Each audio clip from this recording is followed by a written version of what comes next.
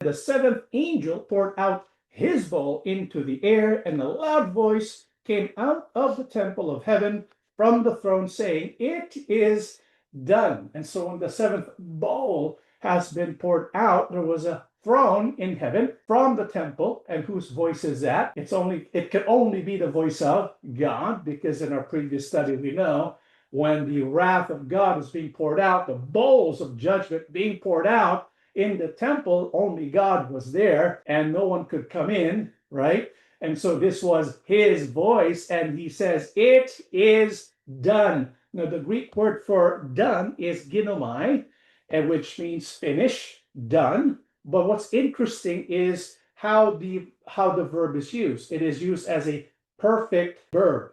And so when a verb is used as a perfect tense, not a past tense or a present tense, but a perfect tense, what that means is the action is already finished, but the continuing results are being manifested continuously. And so the judgments are finished, yes, but their effects will continue into the future until the return of Yahusha. This means that all of the consequences of the prior bowl judgments, the painful and malignant source, the scorching heat, the pain, the water turning into blood, all that will prevail until the return of King Yahusha. This is why when you look at the cumulative effect of the bowl judgments, human beings could not possibly survive that for some time.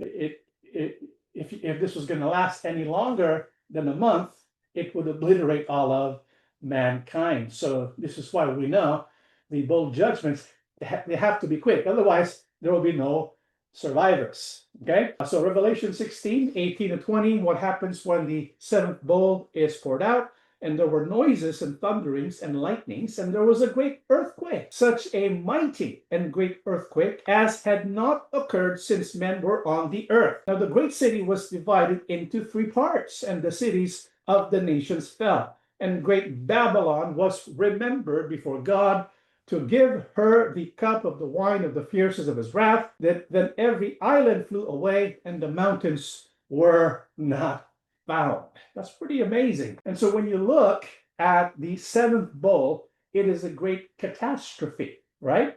Why? Because there's going to be a great earthquake. You might say, well, Brother John, there's always been great earthquakes in the past. I know, but this is not just a great earthquake. The Bible says it's a mighty and great earthquake. In fact, it's so mighty and great, nothing like this has occurred ever before.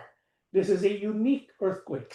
This is like the earthquakes of earthquakes. In fact, because of the massive nature and the mighty power of this earthquake, five things are going to happen. Number one, the great city will be divided into three parts. And after that, the cities of the nations will fall. And so this earthquake will be felt worldwide, because it's not just going to affect the great city that the Bible mentions here.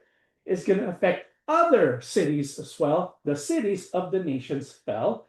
Great Babylon was remembered before God to give her the cup of the wine of the fierceness of his wrath. In other words, great Babylon is going to be destroyed. And in our study of Revelation 17 and 18, we're going to find out who that great Babylon is.